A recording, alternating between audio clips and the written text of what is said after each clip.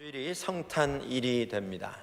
그래서 오늘 저희들은 대강절의 네 번째 주일, 주 예수 그리스도의 오심을 맞이하며 또 준비하는 이런 기간의 마지막 주일을 지키며 하나님 앞에 예배 드리고 있습니다.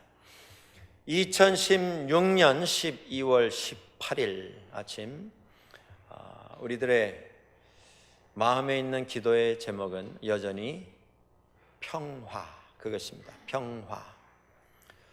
우리가 해마다 이 즈음이 되면 평화의 임금으로 오시는 예수 그리스도의 이 땅에 오셔서 이루신 그 모든 일들을 우리 마음에 새기는 일을 해왔습니다. 그 일을 매년 수십 년 동안 해왔습니다. 하나님 이 땅에 평화가 임하게 해주시고 평화가 이루어지게 해주시옵소서. 그것이 우리들의 지난 수십 년의 기도였습니다.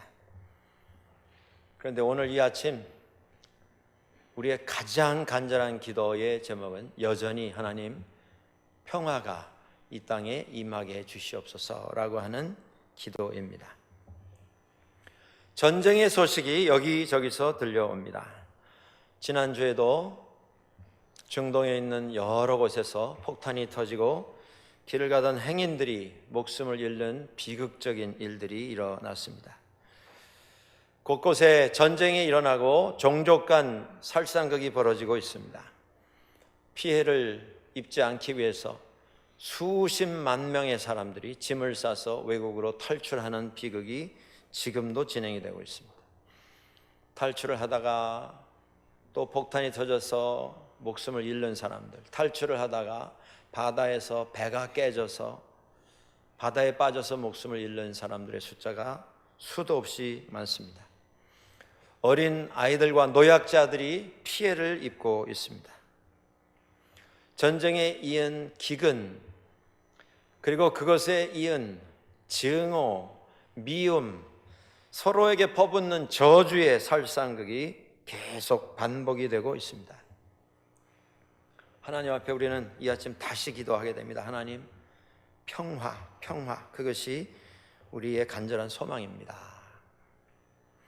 부정부패의 소식을 듣습니다.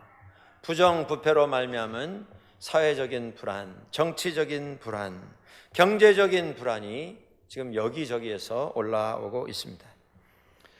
우리 조국 대한민국의 여러 가지 상황이 우리를 염려하게 만듭니다. 남북한 간에 긴장이 고조가 되고 있습니다. 북한에서는 핵무기를 개발하고 그것을 시도 때도 없이 실험을 하고 미사일을 쏘아가면서 무기 경쟁을 부추기고 있습니다. 그것에 대비하여서 우리 또 대한민국 정부는 정부대로 그 무기를 미연에 막을 수 있는 새로운 무기를 또 도입을 하고 구입을 하고 개발을 하는 일에 박차를 가하고 있습니다. 그렇게 돼서 양쪽이 실력이 비등해져서 평화가 도래하는 것이 아니라 그렇게 함으로 더욱더 정치적으로, 군사적으로, 외교적으로 불안함이 고조가 되어가고 있습니다. 우리 인간의 기본적인 행복을 위하여서 필요로 하는 아주 가장 중요한 몇 가지 요소가 있을 수 있습니다. 사람마다 우선순위는 조금 다르겠습니다만은 몇 가지를 우리가 짚어볼 수 있다면 제일 먼저는 건강이 아닌가 이렇게 생각을 해봅니다. 오래 산다고 하는 것, 건강이 도와주지 않으면 아무 의미가 없습니다. 그야말로 고난이고 고행일 뿐입니다. 우리 삶 속에 건강뿐 아니라 우리 삶을 좀 안전하게 도와줄 수 있는 정도의 경제적인 면도 필요합니다. 물질이 다는 아닙니다만은 우리 삶을 좀 안전하게 도와줄 수 있는 정도의 경제적인 여유는 누구에게나 필요한 것입니다. 이것과 더불어서 우리가 혼자 살 수 없는 존재이기에 우리는 동반자가 필요합니다. 가정에서 배우자가 필요하고 가정에서 부모님이 필요하고 자식이 필요합니다. 세상 살면서 이웃들이 필요합니다. 한 시대를 함께 살아가는 인생 여정의 동지들이 필요합니다. 친구들이 필요합니다. 교회 안에서 신앙생활을 함께하며 한 교회를 섬기는 성도들이 필요합니다. 이 여러 가지 것들이 있습니다만은 그 끝에 우리가 영적인 건강이 필요한 것을 기억해야 합니다. 세상 없는 거 다 가져도 영적으로 깨지 못한 채 살면 그 인생은 낭비입니다. 그 인생은 시간 낭비이고 열정의 낭비일 뿐 뒤에 남는 것이 아무것도 없게 될 것이기 때문입니다. 우리가 이 모든 것을 다 갖추면 그래도 우리가 좀 행복한 삶을 살 수 있지 않을까 이렇게 생각을 해보게 됩니다만은 마지막에 한 가지 더 할 것이 있습니다. 그것은 평화라고 하는 것입니다. 여러분, 우리가 산의 진미 매일 3끼가 아니라 10끼를 먹으며 호의호식하며 세상을 향하여서 과시하며 부러움 사며 산다 할지라도 우리 삶에 평화가 없으면 그건 사는 게 아닙니다. 그냥 연명을 할 뿐입니다. 숨을 쉬어서 생명을 그저 연장할 뿐 행복할 수가 없습니다. 평화는 그래서 어느 시대나 누구에게나 필요한 것입니다. 평화는 그래서 오늘 이 아침에도 세계에 살고 있는 모든 사람들의 가장 큰 기도의 제목이 되어가고 있습니다. 평화를 원하지 아니하는 사람이 누가 있겠습니까? 평화와 전쟁, 전쟁과 평화 사이에 무엇을 택하랴 할 때에 그 가운데 평화를 집어 던지고 전쟁을 택할 사람이 세상에 누가 있겠습니까? 전쟁과 평화 가운데 무엇이 더 좋고 더 유익한가 삼척동자도 압니다. 어린아이도 알고 있습니다. 제가 북한을 우리 선교사역 마련하기 위해서 몇 번 가본 적이 있습니다. 거기 가서 현지인들을 만나고 또 어떤 기관을 찾아서 거기에 책임 맡은 관리들을 만나고 또 그분들과 대화 나눌 수 있는 시간이 있었습니다. 식사를 같이 할 수 있는 시간이 있었습니다. 그 식사 시간 끝에 우리 한국 분들은 모이면 항상 마지막에 하는 게 있지 않습니까? 노래. 한국 사람처럼 이렇게 보컬 민족이 별로 없는 것 같습니다. 모일 때마다 노래하는 민족 세상에 별로 없습니다. 그런데 한국 사람들은 남한이나 북한이나 똑같습니다. 모였을 때 노래를 합니다. 그래서 이런저런 가곡, 가요, 북한 노래, 그죠? 건전한 노래들이 나왔는데 마지막에 제일 뜨겁게 함께 한 노래가 있습니다. 그게 뭐냐면 우리의 소원은 통일, 그것이었습니다. 제가 그 노래 부르면서 참 눈물이 났습니다. 그저 서로 그냥 잡아먹지를 못해서 무기에 무기를 더하면서 증오에 증오를 더하면서 서로 대치 상황이 있는데 그 마음속 깊은 곳에는 결국 우리 민족이 하나가 되고 우리 땅이 하나가 되고 그래서 21세기에 정말 찬란한 역사를 이루어 가고자 하는 평민들 마음속 깊은 곳에는 그 통일에 대한 간절한 소망이 담겨져 있구나 하는 걸 느낄 수가 있었습니다. 여러분들, 북한 사람들도 평화를 원합니다. 결국엔 전쟁을 겪어봤기 때문에 이 전쟁이라고 하는 것이 얼마나 잔인하고 얼마나 무서운 것인가를 우리 한국 분들은 알고 있습니다. 때로 감정적으로 격해지고 때로 흥분해서 이런저런 비난을 퍼부을 때도 없지는 않습니다만은 결국 우리가 원하는 건 전쟁이 아닙니다. 평화입니다. 평화. 북한만 그렇겠습니까? 남한만 그렇겠습니까? 한국만 그렇겠습니까? 이 세상에 있는 모든 사람들이 그걸 원하고 있습니다. 그런데 그렇게 수십 년간 우리가 기도를 하고 노래를 하는 이 평화가 왜 이렇게 우리 삶 속에 이루기가 힘든 것입니까? 인간의 역사 속에서 사람들은 민족 간에 종족 간에 서로 평화를 위한 협정들을 맺어왔습니다. 무슨 협약, 무슨 조약 수없이 종이에 쓰고 도장을 찍고 혈서를 써가면서 서로 약속을 했습니다. 그런데 그것이 이루어지지가 않았습니다. 이유가 몇 가지가 있습니다. 첫째는 말로는 평화를 이야기하지만 마음속에는 이미 다른 계획들이 있었습니다.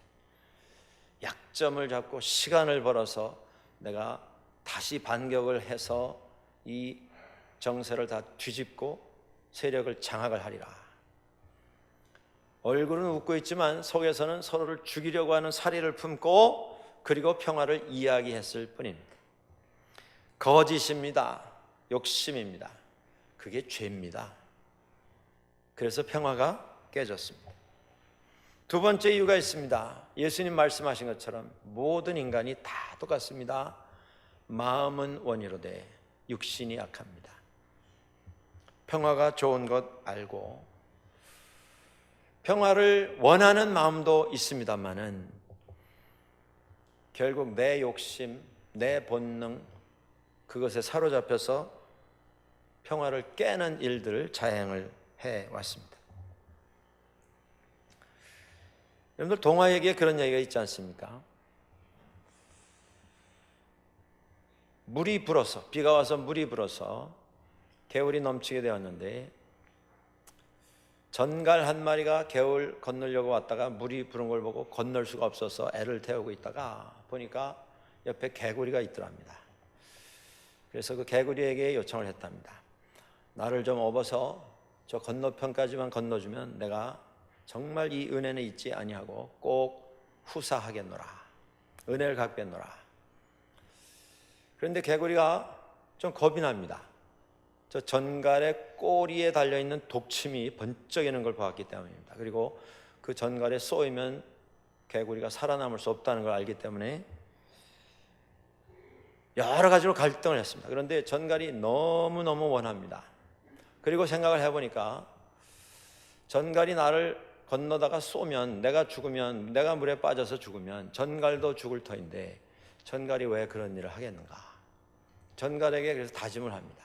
날 쏘지 않겠는가? 전갈이 똑같은 말을 합니다. 내가 너를 쏘면 내가 물에 빠져서 내 목숨을 잃게 되는데 내가 왜 그런 일을 하겠느냐? 안심을 시키고 개구리 등에 올라타서 물을 건넙니다.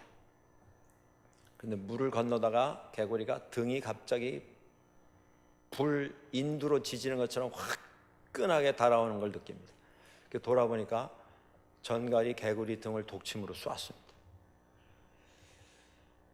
그래서 개구리가 너무 기가 막혀서 독이 퍼지면서 물에 빠져가면서 이렇게 말했답니다. 이 바보야, 네가 날 쏘면 내가 죽으면 너도 죽는데 왜 이런 일을 했냐?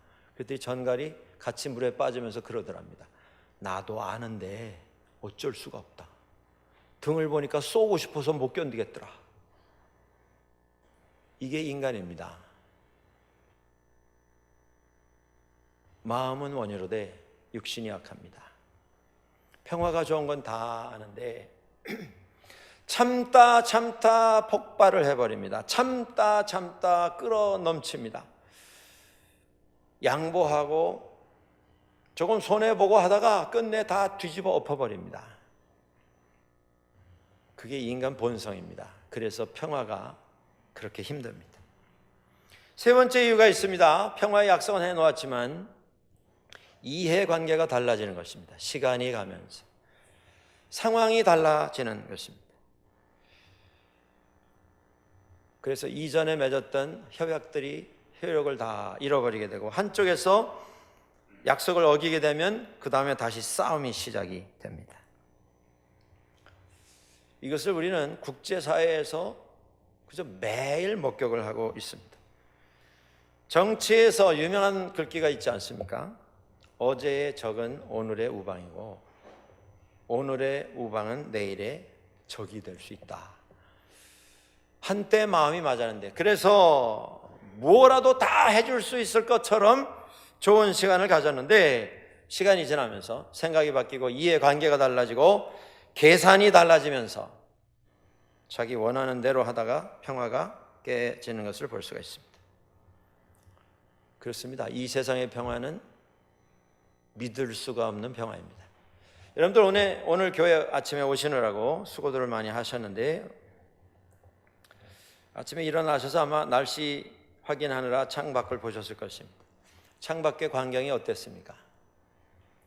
하얀 눈이 다 덮여서 나무도 집도 풀밭도 다 하얗게 변한 걸 보셨을 것입니다. 눈은 그때가 제일 좋습니다.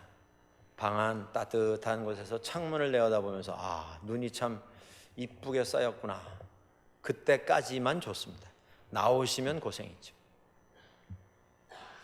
이렇게 눈이 오면 모든 게 다 덮입니다. 다 하얗게 됩니다. 그런데 세상의 평화가 딱 이런 것입니다. 그 하얗게 된 게 영원히 하얄 수 없습니다. 시간이 지나면 더러워집니다. 비가 오기 시작하면 여기저기 엉망진창이 됩니다. 흙탕물이 흘러가면서 옷도 차도 다 더럽게 됩니다. 그게 세상의 평화의 모습입니다. 서로 다 합의를 해서 우리가 이렇게 해서 평화를 지키자 했는데 시간이 지나면 그 평화가 유지가 되질 않습니다. 여러분, 눈이 덮였다고 해서 그 밑에 있는 빨간색이, 파란색이 다 하얀색으로 바뀐 것입니까? 그냥 하얀 것으로 덮어놨을 뿐입니다. 그리고 시간이 지나면 다시 빨간색이 나오고 파란색이 나오고 북이 나오고 남이 나오고 동이 나오고 서가 나오면서 다시 본능적인 논쟁을 펼치면서 싸움을 하게 됩니다. 세상의 평화는 그래서 영원할 수가 없습니다. 오늘 주님께서 우리 가운데 오시면서 천사를 통하여 선포하신 말씀이 있습니다. 지극히 높은 곳에서는 하나님께 영광이요 땅에서는 하나님이 기뻐하신 사람들 중에 평화로다. 여기 정반대의 단어 몇 가지가 나란히 등장을 합니다. 지극히 높은 곳 하늘, 낮은 곳 땅, 하나님께 그리고 사람들에게. 하나님께는 영광, 땅에는 평화. 여러분, 예수님께서 우리 가운데 오셨습니다. 메시아로, 구세주로 오셨습니다. 주님께서 오셔서 이루신 것이 여기에 다 나와 있습니다. 높은 곳에 계신 하나님께 영광, 예배를 드리고 찬양을 올려드리고, 이 땅에 오셔서 이 땅에 있는 모든 사람들 가운데 평화를 이루시는 것, 하나님 받으시기에 합당한 영광과 찬양을, 예배를 올려드리고, 세상에서 살아가면서 그 찬양을 올려드린 그 마음 가지고 하나님께서 우리 가운데 오셔서 베풀어 주신 그 은혜에 대한 감사와 감격을 가지고 세상에서 살아가면서 사람들 가운데 평화를 이루어가는 것, 그것이 예수 그리스도께서 이 땅에 오신 이유입니다. 그것을 이루셨습니다. 그리고 그것을 우리들에게 맡기셨습니다. 우리가 예수 믿으면서 해야 할 일이 바로 이것입니다. 이 두 가지입니다. 하나님께 영광, 땅의 평화. 그런데 너무나 자주, 너무나 많은 기독교인들이 하나님 앞에 영광 돌리는 일, 하나님 찬양하며 하나님 앞에 경배하는 일, 예배하는 일에 열정을 가지고 참석을 합니다. 그런데 안타까운 것은 거기까지입니다. 예배 드리고 세상에 나가면 그 예배가 연결이 되지 않습니다. 예배 드리고 하나님 앞에 찬양을 올려 드리고 돌아서는 순간 불꽃 같은 눈으로 세상을 분석하기 시작합니다. 이웃들에 대해서 판단하기 시작합니다. 평가하기 시작합니다. 감시의 눈으로 쳐다봅니다. 시기와 질투의 눈으로 정죄합니다. 비난합니다. 그리고 서로 경쟁합니다. 그러다가 상처가 생기고 그러다가 미움과 증오가 시작이 됩니다. 하나님께서 우리 가운데 은혜를 베풀어 주셨습니다. 그래서 우리는 하나님을 예배합니다. 그 은혜를 받은 사람들은 그 은혜를 가지고 이웃들과 평화를 만들어가는 삶을 살아야 합니다. 그걸 위해서 예수님께서 우리 가운데 오셨습니다. 이 두 개가 연결이 안 되면서 평화가 깨집니다. 만들어 놓은 평화가 약하기 짝이 없습니다. 또 눈 녹으면 다시 다 드러나는 것처럼 악순환이 반복이 되고 있습니다. 우리가 평화를 어떻게 만들 수가 있습니까? 평화를 만들려고 할 때 우리는 여러 가지 변수를 생각합니다. 이 사람이 이렇게 하면 나는 어떻게 할 것인가? 이 사람이 저렇게 하면 나는 어떻게 대항할 것인가? 그래서 서로 가지고 있는 모든 변수를, 경우의 수를 다 파악을 해서 양쪽에서 만족할 수 있을 때 평화라는 것이 서로 동의를 통해서 만들어집니다. 그런데 깨집니다. 왜 그렇습니까? 욕심 때문에, 본능 때문에, 육신의 연약함 때문에, 상황이 달라지는 것 때문에 그렇습니다. 평화는 아무리 노력해도 인간이 만들고 인간이 합의해서 만들어 놓은 평화는 깨질 수밖에 없습니다. 왜냐하면 인간이 연약한 존재이기 때문에. 이사야 9장 6절에 이런 말씀이 나옵니다. 한 아기가 우리에게 낳고 한 아들을 우리에게 주신 바 되었는데, 메시아가 우리 가운데 오신다라는 말씀입니다. 그의 어깨에는 정사를 메었고 그의 이름은 기묘자라, 모사라, 전능하신 하나님이라, 영존하시는 아버지라, 평강의 왕이라 할 것임이라. 오늘 우리 가운데 한 분이 오셨습니다. 메시아, 그리스도, 예수님이 오셨습니다. 그런데 그분은 평화의 왕으로 오셨습니다. 왜냐하면 그분은 인간이 만들어 놓은 평화가 아니라 하나님의 평화를 이루실 분으로 우리 가운데 오셨기 때문입니다. 그 오신 예수 그리스도에 대하여서 주님이 오시기 전 600년 전에 이사야 선지자를 통해서 선포된 말씀에 이미 예언이 되어 있습니다. 우리 가운데 오신 예수님은 그의 어깨에 정사를 메신 분이다. 어깨에 정사를 메었다라고 하는 것은 이 세상에 있는 모든 정치를 다 책임지실 분이라고 하는 것입니다. 인간 세상에서 일어나는 모든 일들을 정리하고 종합하고 조절해서 한 방향으로 나아가도록 인도하는 것, 그게 정치가 아닙니까?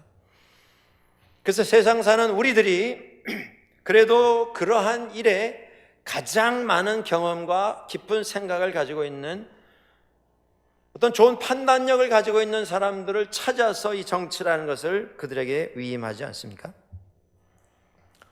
그런데 결과가 뭡니까? 그야말로 엉망진창입니다. 왜 그렇습니까? 그게 인간의 한계이기 때문에 그렇습니다. 그런데 오시는 예수 그리스도께서는 이 정치라고 하는 것을 인간의 어떤 두뇌로, 인간의 이해관계로, 계산으로 하시는 분이 아니시고 하나님의 방법으로 하시는, 모든 일을 다 책임지시고 모든 일을 다 합당한 방법으로 이루실 분이라고 하는 것입니다.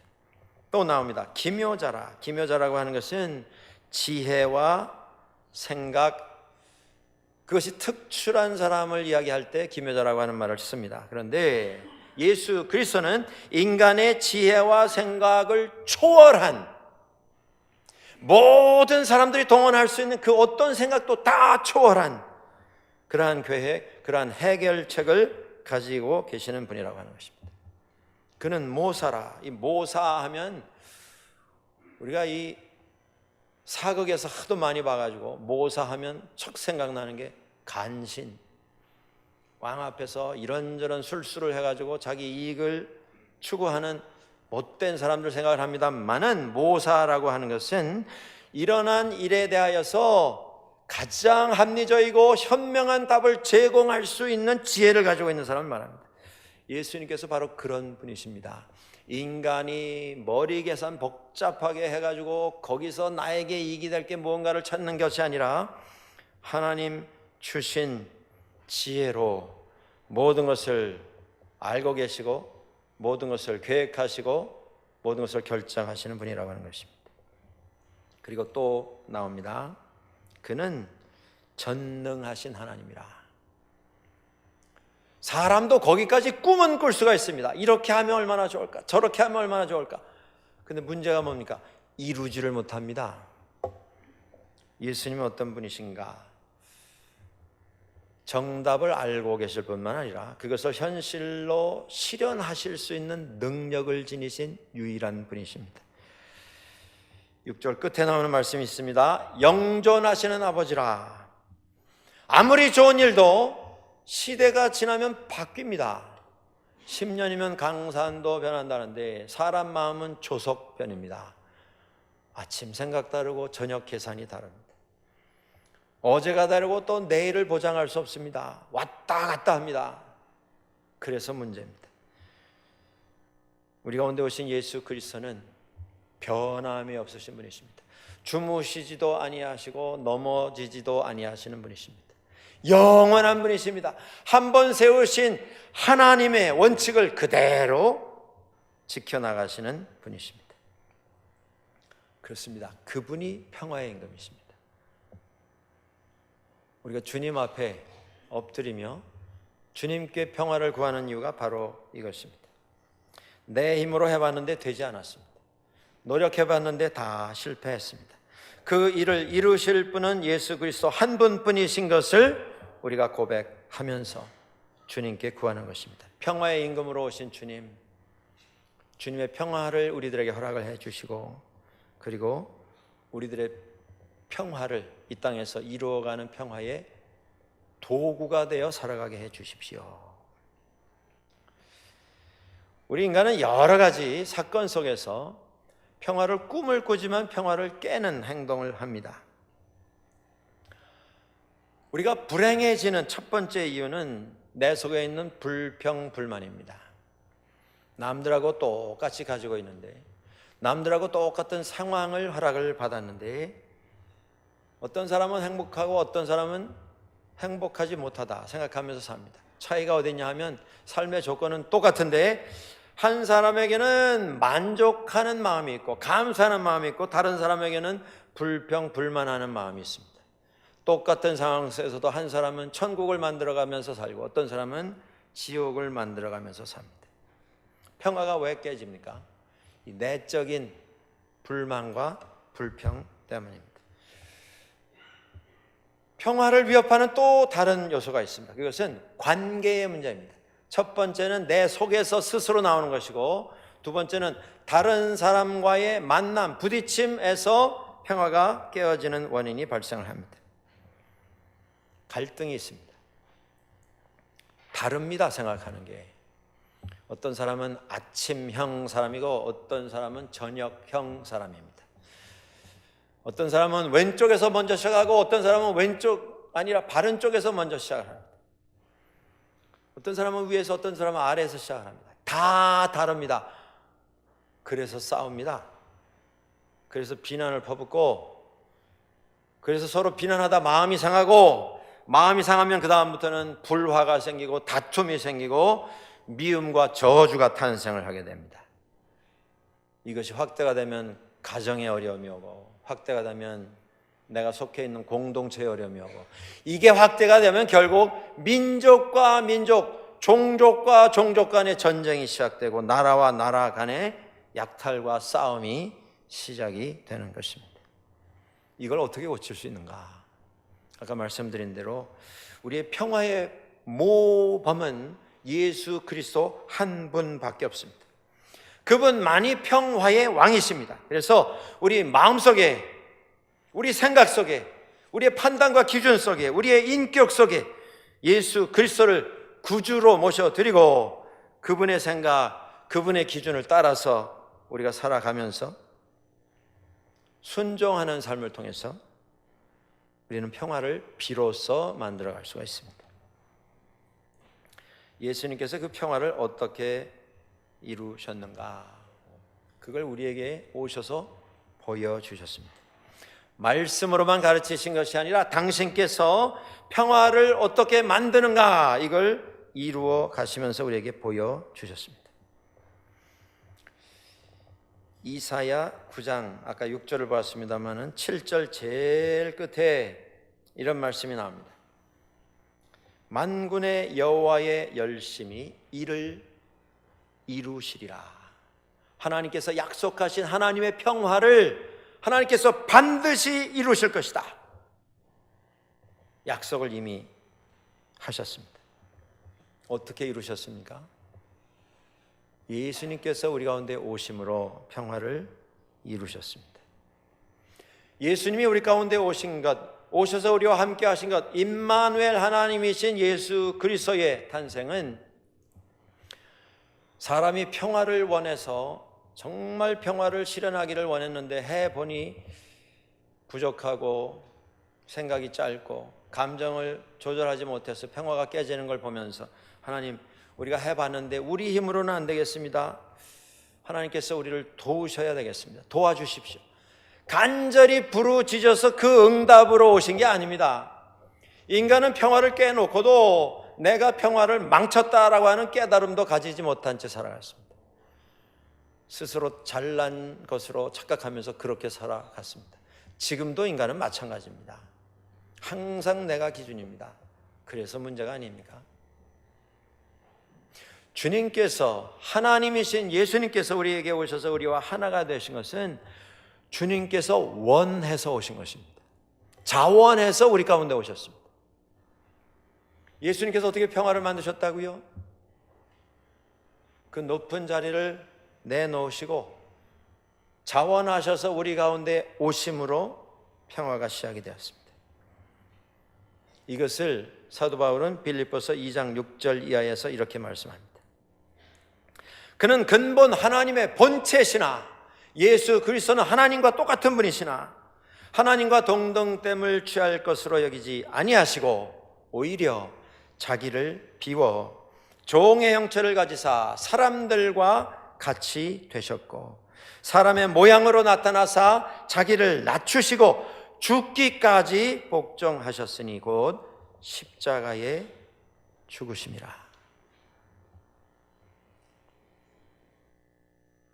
성경에서 말씀하는 평화라고 하는 것은 그저 치고받고 피를 쏟는 싸움이 그친 그런 상태를 뜻하는 게 아닙니다.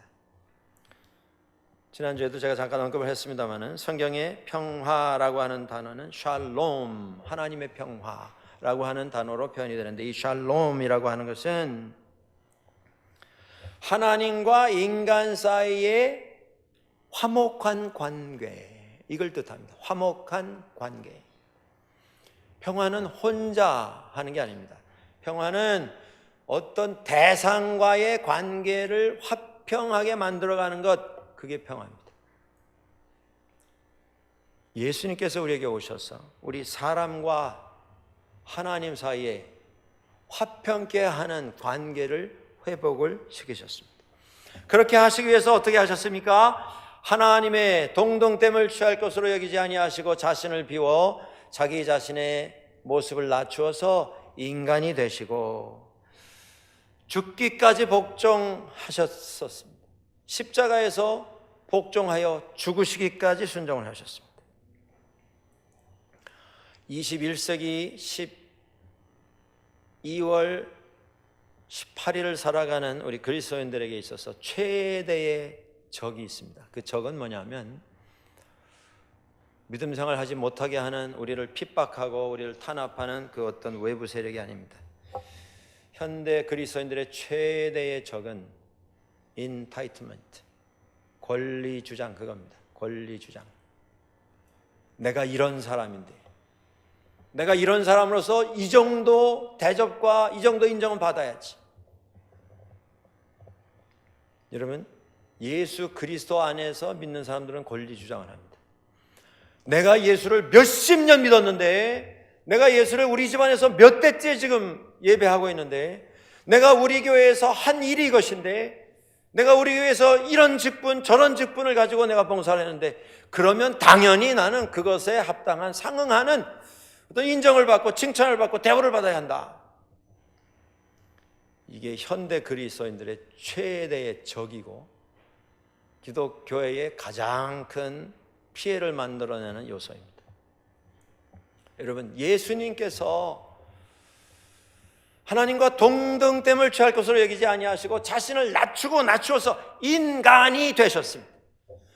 오셔서 순종하시고 섬기시고 순종하셔서 죽으시되 십자가에서 죽으시기까지 순종을 하셨습니다. 그런데 십자가 앞에 서서 우리는 내 권리 주장 타령을 하고 있습니다. 그것 때문에 우리가 감정 상해합니다. 그것 때문에 기분 나빠합니다. 그것 때문에 자존심 상해서 못 견뎌하고, 그것 때문에 여러 가지 어려운 일들과 관계의 문제와 싸움이 일어나는 것을 볼 수가 있습니다.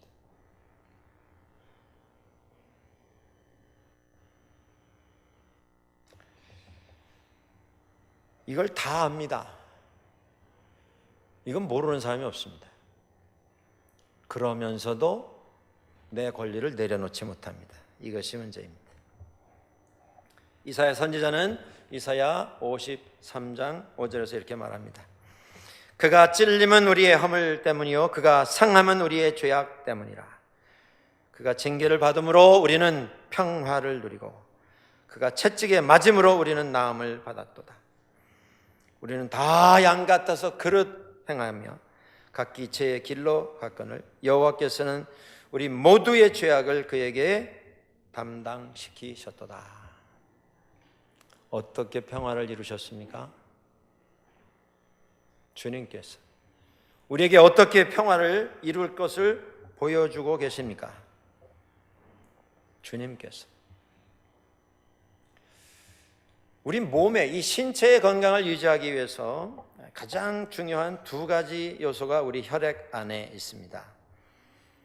그것은 적혈구라고 하는 세포와 백혈구라고 하는 세포입니다. 여러분 아시는 것처럼 이 백혈구라고 하는 세포는 피 속에서 몸 안을 떠다니면서 몸 안에 들어온 다른 병균을 잡아서 없애버리는 일을 합니다. 백혈구가 제 역할을 하지 못하면 몸 안에 계속 매 순간 침투해 들어오는 병균을 막아내지 못해서 사람은 살 수가 없게 됩니다. 죽게 됩니다. 적혈구도 마찬가지입니다. 적혈구는 산소를 들고 필요한 곳에 가져다 주는 역할을 하는 세포입니다. 산소를 품고 이 몸의 곳곳 구석구석을 찾아다니면서 피곤한 것 회복하게 하고 아픈 것 낫게 하고 병을 치료하게 하는 영양을 공급하는 이런 일들을 감당을 하고 있습니다. 그런데 이 두 결정적으로 중요한 역할을 하는 세포에 공통점이 있습니다. 그게 뭐냐면 백혈구가 병균을 보게 되면 병균을 품습니다. 병균이 죽습니다. 병균이 죽는 과정은 백혈구 자신이 죽으면서 병균을 죽이는 것입니다. 어떤 백혈구가 몸 안에서 돌아다니다가 병균을 보고서 저 병균을 왜 나 혼자 감당을 하고 책임을 져야 하느냐, 왜 나만 희생을 당해야 되느냐, 이거 알아주는 사람이 누가 있고 이거 누가 보상해 줄 거냐, 그래서 나 이 일 안 하겠다 방관하면 백혈구가 포함이 되어 있는 그 몸은 죽게 되어 있습니다. 그런데 백혈구는 병균을 끌어안고 죽습니다. 수 없는 백혈구들이 매일 그렇게 희생을 함으로 몸의 건강이 유지가 되는 것입니다. 이거 왜 나 혼자 이걸 해야 되느냐, 그리고 다 나는 몰라라 돌아서면 그 몸은 살아남을 수가 없습니다. 적혈구도 마찬가지입니다. 여러분들 산소 들고 몸 곳곳을 찾아다니며 산소를 배달을 합니다. 그리고 한 사나흘 되면 적혈구가 죽습니다. 그리고 또 다른 적혈구가 만들어집니다. 계속 죽고 계속 새로운 적혈구들이 나와서 그 일을 감당하게 됩니다. 적혈구가 죽기 때문에 우리가 살고 있는 것입니다. 예수님께서 오셔서 십자가에서 자신이 죽으시기까지 희생하심으로 평화를 만드셨습니다. 초가 차 타 들어가서 공기 중으로 다 산화가 되어서 없어짐으로 빛이 나오게 되는 것입니다. 이 이야기를 우리가 몰랐습니까? 이 이야기가 오늘 여러분들 평생 처음 듣는 이야기입니까? 우리는 다 알고 있지 않습니까? 이미 수차례 수십 차례 들어오지 않았습니까? 문제가 무엇입니까? 모든 사람들이 다 부활을 원하는데 아무도 죽으려고 하는 사람은 없습니다. 죽어야 살 터인데, 죽어야 부활할 터인데 다 부활 그것만 바라보고 기다리기만 하지 아무도 죽으려고 하지 않습니다. 예수님께서 우리에게 보여주셨습니다. 평화는 내가 죽으면 만들어집니다. 주님께서 먼저 우리를 섬겨주시다가 십자가에서 죽으셨습니다. 그가 죽으심으로 우리가 살게 되었습니다. 오늘 주의 오심을 준비하며 맞이하는 이 계절에 다시 한번 우리 점검하시면 좋겠습니다. 나는 과연 평화의 도구로 살고 있는가? 평화를 만들면서 살고 있는가? 우리 삶에 여러 가지 상황이 있습니다. 그걸 이기고 평화를 만들어야 합니다.